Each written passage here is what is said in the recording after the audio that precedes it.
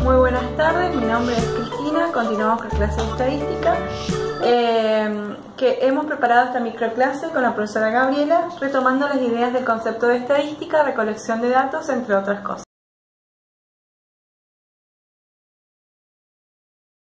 Para partir es necesario definir el concepto de población. Población es un conjunto de elementos que responde a una determinada característica.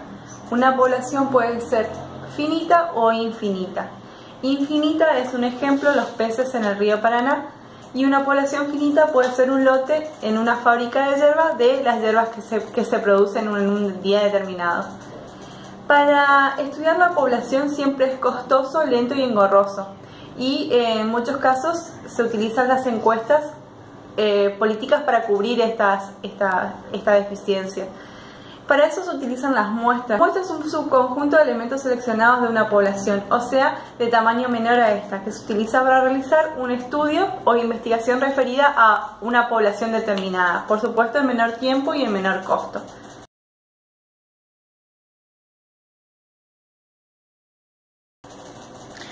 Bien, de esta muestra lo que nos interesa estudiar es el comportamiento de las variables. Entonces hay que pensar qué se entiende por variable estadística. La variable estadística es una característica que nosotros queremos estudiar de esta población o, como dijo la profesora, de la muestra que estamos trabajando.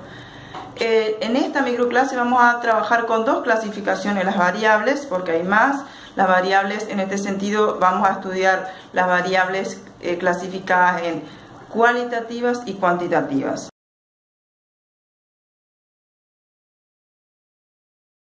¿Cuándo se dice que una variable estadística es cualitativa? Cuando lo que se estudia es una cualidad, un atributo. Y serán ejemplo de ellos la nacionalidad, la religión, el estado civil de la muestra que estamos trabajando. Las variables cuantitativas se clasifican a su vez en discretas y continuas.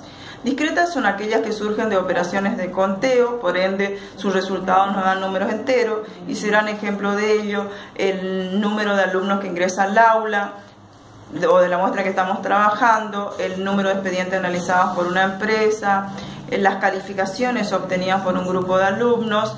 Y las variables cuantitativas continuas son aquellas que surgen de operaciones de medir. Por ejemplo, el nivel de ingresos de la muestra que se está trabajando, el nivel de gastos, también serán ejemplo los kilómetros recorridos por un automóvil, etc. Todo depende de lo que queremos estudiar.